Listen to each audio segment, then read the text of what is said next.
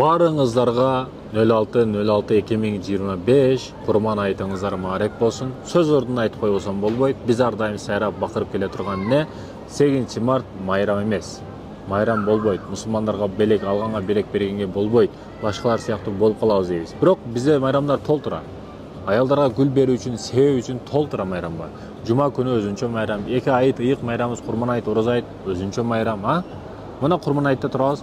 Эми мына мусулмандарга аялы, кызы келип подарка бериң 8 мартка десе, жок, бербейм. Ол мусулмандын майрамы эмес деп кызын көңүлүн сындырган, аялын көңүлүн сындыргандар мына бүгүн эшик ачык.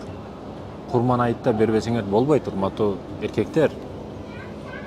Качан биз ушул айттарды, ушул жума күндөрдү майрам сыяктуу өткөзбөсөк, баягы ачкачылык пайда болот да кыздарыбызда, балдарыбызда. Анан келип башка мусулман эместердин майрамында келип бизден подарка сурап калат. Жаңы жылды күтүп калат, 8 мартты күтүп калат. Неге? Себеби мусулмандын майрамын билбейт ал бала.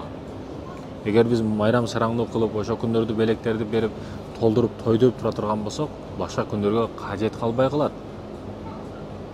Ошондуктан эркектерден суранарым, незе подарка дарит, андай мындай деп аткандар укпагыла, бүгүн бергиле подарканы.